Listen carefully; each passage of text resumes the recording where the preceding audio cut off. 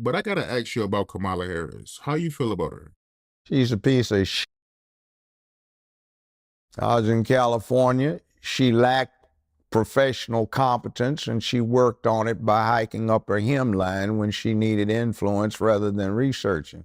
I was out in California for 15 years doing my show when she was at her peak, and she had a reputation amongst the trial lawyers of being lazy. She just hike her skirt up and try to flirt, and she wasn't that good in the courtroom, if not pretty bad in the courtroom. So I'm not surprised at what she does. She's 60 years old, and I think listening to her word salad and the way she talks, I think she's got early onset dementia and also some problems with menopausal complications. That's that, you see, today is going to be tomorrow. So since it's going to be tomorrow, today we have tomorrow, which is why we are now. Like, what did you say? They have something in mind, but they cannot cognate getting all the way through it, which is why she's famous for this word salad garbage, and she doesn't make a bit of sense. I think since she's only 60, she's actually on a worse track than Biden was. Biden is 20-some years older than her, and he has been senile for a long time. Now, about 5 or 6 years ago, when did they start ramping up to do this? 2019. Okay, I was saying Biden has been a failure his whole adult career, a second-rate, third-string player. He's in the game, so he wants to make a name for himself. I considered him for years poor trailer park, urban trailer park trash. And he's a crook. He's a third stringer. Now, what I said he was going to do is he probably wants to claim fame for being the first person to see to it that a woman got to be president. And what I predicted, I'm slightly wrong on it, was that he was going to get in, try to get elected, and if he got one term, try to get elected for a second one. And then halfway through his term, when he had served 2 years, to retire or resign in her favor. So under the 22nd Amendment, what happens is she can serve for the final 2 years for somebody and then be elected twice more. So that woman would be able to serve 10 years, second only to Franklin Delano Roosevelt, who got elected to 4 terms before they put the amendment in place so you couldn't. Now, that said, I think, and my major at UCLA was political science, my analysis is they picked the weakest somebody they could as a figurehead, somebody who had some apparent minority status, which she does not. And what goes on is that you get her, everybody that is everybody would be afraid to go against her because of what she can pass herself off as. And then you get somebody that's easy to control because she's lazy, because she is becoming incoherent, and because she's always tried to do the casting couch to get where she wants. Now, the problem is that'll get somebody to a certain level quickly. But you can't get past that level if you don't have competence and talent. So my thing about it is if I'm crude about it, in this city years ago, I used to represent a whole bunch of pimps and hoes, and I know a hoe when I see one. And I say this, I don't care, women, you do what you want to do if you want to have recreational sex, but when you do the casting couch or anything else for professional purposes to get paid or advance, you a hoe. And she's old hoe.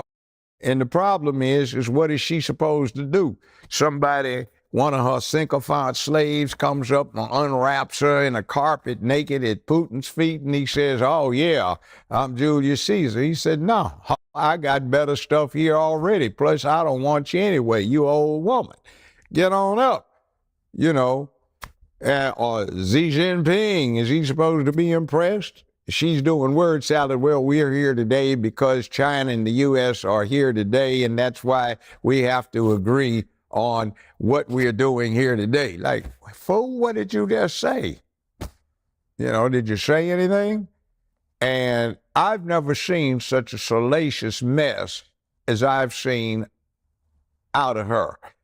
I think of One West Bank. I had some pretty good properties out in California at one point in time.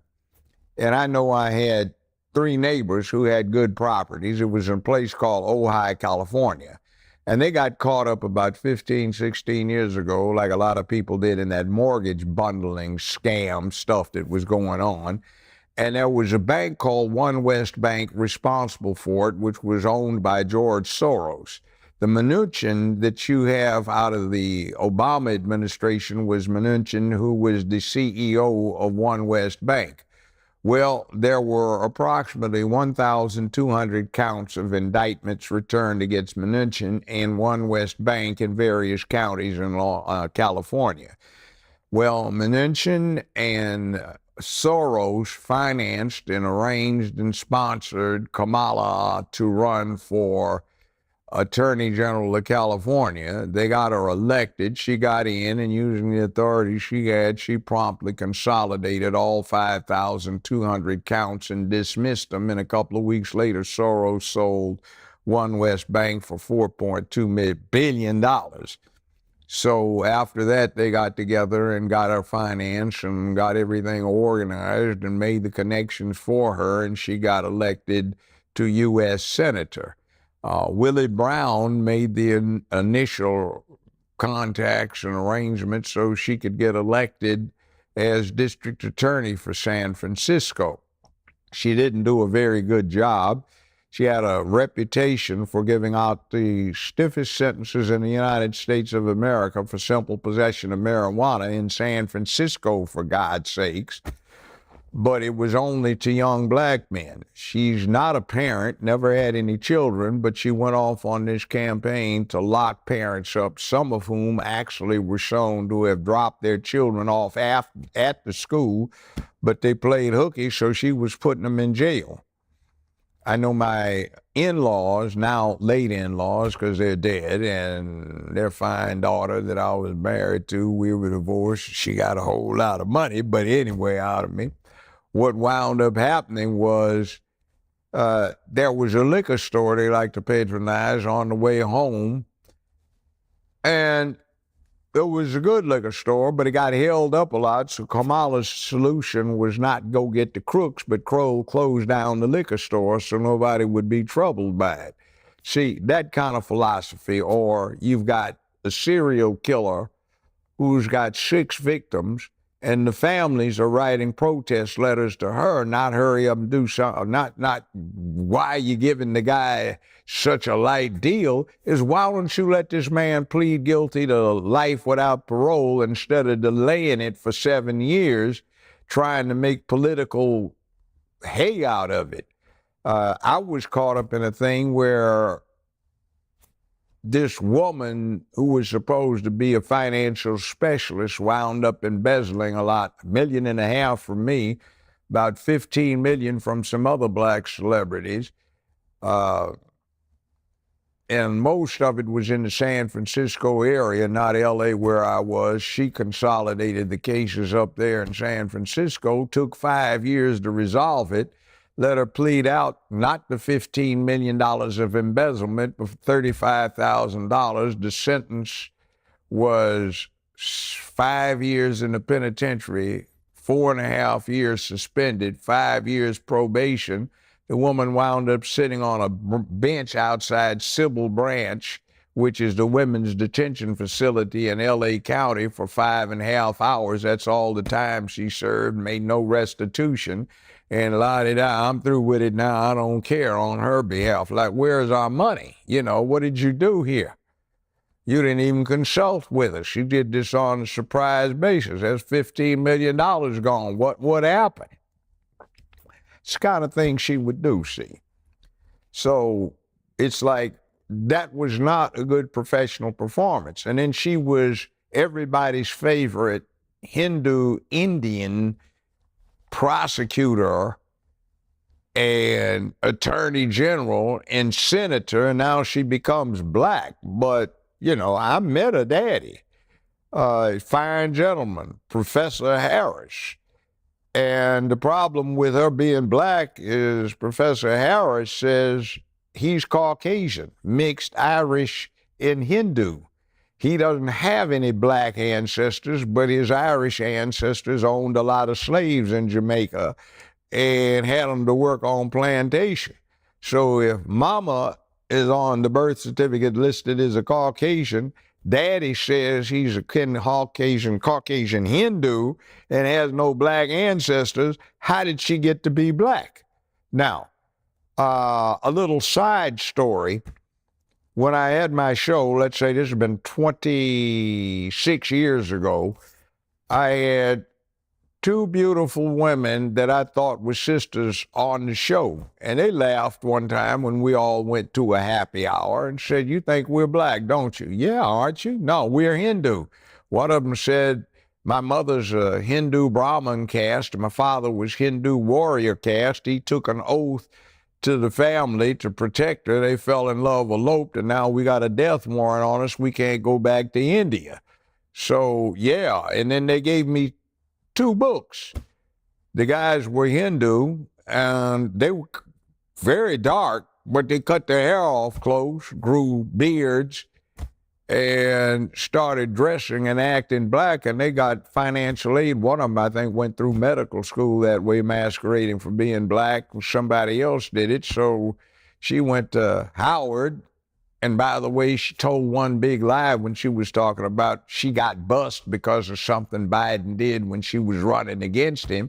Well, the yearbook that she put out there that you can still get online from her high school in Canada shows she went from kindergarten through 12th grade in Canada, never went to school in the United States of America.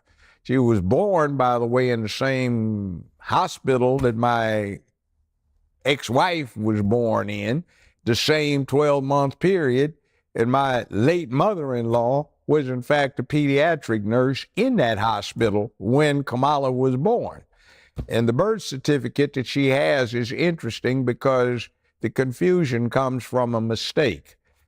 On the birth certificate, it lists the mother's race as Caucasian, national origin India, and religion Hindu. For the father, it does not list national origin. It does not list religion. It does not list anything about that, but where it says race, they put national origin in Jamaica by mistake. Now, if you've ever been to Jamaica and you go over to St. Elizabeth Parish, you see all the high, bright, and white that live in Jamaica. So I've got a good friend retired from law enforcement. He has a white wife, blonde-haired, blue eyes, but she was born in Jamaica. Her parents were born in Jamaica. One's blonde and blue-eyed, the other one's red-haired and gray-eyed, and they happen to be related to the King of England because they are aristocrats in England, but they were born in Jamaica. So if you go over there, you see people from Hong Kong, Singapore, New Zealand, Australia, Kenya, South Africa, you name it. It's part of the British Commonwealth, and nobody needed a passport, and you could just go in and out. So it's not unusual. You're not black just because you're from Jamaica, and you have a whole lot of white people that never left, and their ancestors owned a lot of slaves. The Maroons went up into the hill country and got themselves free back in the 1840s, but other than that, it is what it is in Jamaica. So just because you're from that country does not mean you are of the black race. So the problem is why don't you go get your daddy to give you an affidavit that you have a black ancestor? And since the only possible claim you have is through your great-grandmother, who he says was a Hindu house servant that just happens to be swarthy, where'd you get your blackness from? See, you're faking it again. And I say this after 50 years of experience, the worst human beings you will ever find are career prosecutors. Something slimy about them. They are so turned off by humanity and everything else. They don't care. They're trying to win the game. It is just play to them. They don't give a damn about the people they represent. They just want to win. So they lie, cheat, steal to win the game. And that brings up the other thing, where the Supreme Court of California ordered her to produce the evidence that was exculpating to somebody sitting up on death row that she had hidden. They did that over and over and over again with her hiding this evidence. Now, there are exceptions to this rule with career prosecutors, but if you ever want to sleazy somebody, find yourself a career prosecutor who's never done anything else but that until they have moved up. Now, there have been people like Thomas Dewey, who was a career prosecutor. He got Lucky Luciano, the gangster that set up the mob as a syndicate, a business. He got him and became governor of New York and then an unsuccessful candidate for president twice. You have people like that, and you got Kamala, who was a career prosecutor. And that's essentially all she's done outside of moving directly over into politics. They tend to be crooks. They're not good people. It's like I used to, on the bench, it's like, excuse me, can you approach both of you? Do you have any character? Do you realize what you just did? Well, I mean, no, we can't have that. That is not going to be allowed up in here. You do it again, and the court's going to see to it that you get a 10-day paid vacation courtesy of the sheriff. No. See, and that's what I'm looking at. She wants to be chief administrative officer, but she's never been the boss over anything. She was nominally with the Attorney General's office, but you've got all of these egos with all of these people with doctorate of laws who've taken the bar exam, and every one of them in there could run against you in an election and be your boss, and is as qualified technically as you are to run the place. So she's never been the boss in charge of something where she dictated, because what she did in San Francisco and when she got over California is she essentially had somebody else doing it, and she was just a political figurehead. So when you come into this situation here, Putin, you know, Russia, Ukraine, those are serious things. They have a lot of nukes. You've got Xi Jinping, and China's got one hell of a huge army, Air Force, nukes, computer systems, and so on. What is your experience in international diplomacy? You got made the representative of the country to handle the foreign affairs. You failed so badly they yanked you out when you were actually the boss in charge. The borders are. You just complete abject failure to that. Your only appearance down there was to sit in a chair in the desert while they interviewed you, trying to be cute, flashing your pearls, you know, and you didn't do your job. So you're talking now about you want to legitimize 20 million aliens who've come in here and see that they get fast-tracked so they can vote and become part of the whole process. What are you doing? Whose jobs are you taking away? What about the people that actually lined up to go through the rules? You know, I want to become a citizen, so I take the courses. See, nobody's checking. They've got an outbreak of hepatitis. They got an outbreak of measles. HIV is ramped up. They've got all kinds of things. They've got problems with strains of tuberculosis that have no cure. So people before they come down with it, you have to put them on prophylactics for the rest of their life so they don't get a fatal illness that nobody can cure. So nobody is running the medical test. Nobody is checking to see what penitentiary they got out of. And something that is pretty real is a movie. You remember Al Pacino in Scarface? They dumped all their penitentiaries and they're over here. You got all of these Latino gangs that have now infiltrated. You've got Ukraine. You've got Gaza. You've got people that hate the fact that they don't have technology to shoot down a B-1B bomber. So what do? They just walk across the damn border. Nobody's checking them.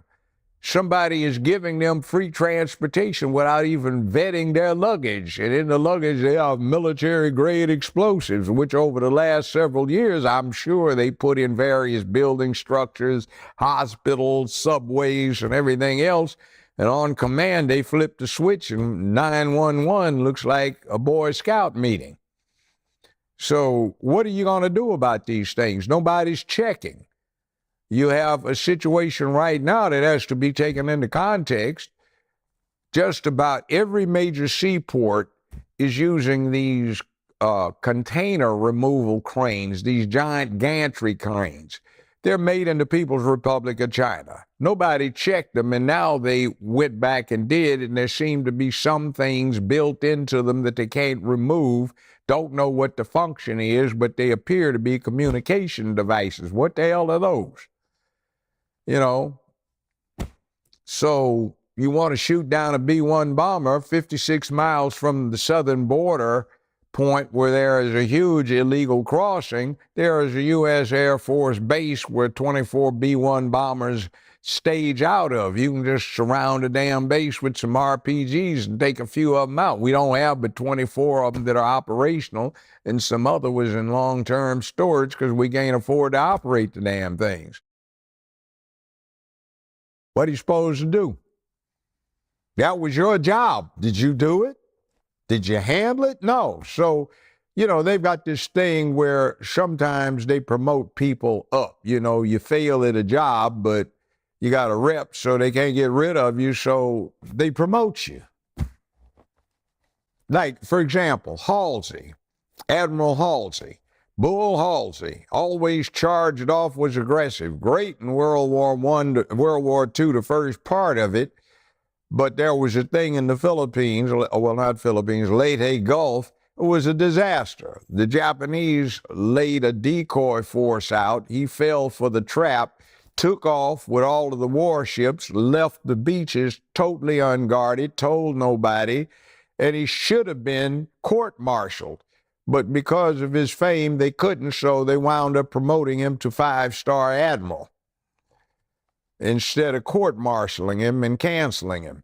So, I mean, they do this kind of thing. So it's not unusual. But I'm just saying, hey, if you're going to bring somebody in, bring in somebody that knows what the hell they're doing. Meanwhile, she had a little rally in Georgia. I think 86 people showed up. That was supposed to be interesting. And she had the nerve to call Vance unpatriotic. And he came back on her big time. He said, simplify, to serve, loyalty. I was in the Marine Corps over in the sand pile. And Trump took a bullet. What the hell have you done? You know, and you want to call somebody out on the subject. See, it's hypocrisy. But you see, I did this because I did what I did, and that's what I did, which is because that's why I did it. Hey, what the hell did you just say? Do you realize what you said? Do you know?